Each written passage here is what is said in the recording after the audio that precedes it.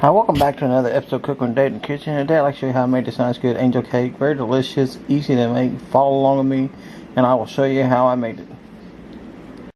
Okay, normally you want cake flour for this, but I don't have it, so we're going to use all-purpose flour. You want 1 cup of all-purpose flour. And make sure you sift this a few times, not just once, but a few times for the best results. That's because we don't have no cake flour.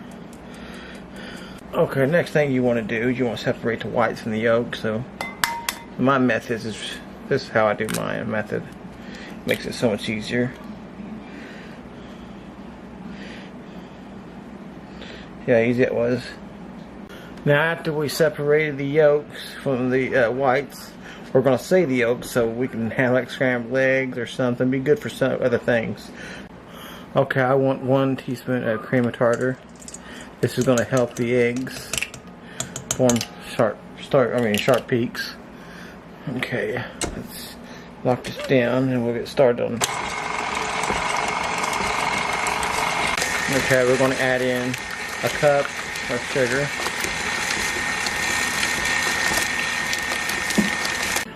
Okay, that's what we're looking for right there. We're going to take these off right there. Stiff peaks. Come back in a moment. Like, look at that angel cake. Just came out of the oven.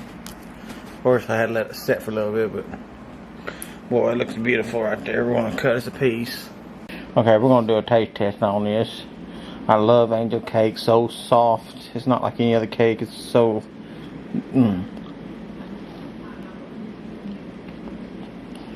that was so good. That was delicious. Oh, that was so good. Anyways, I want to thank y'all for watching.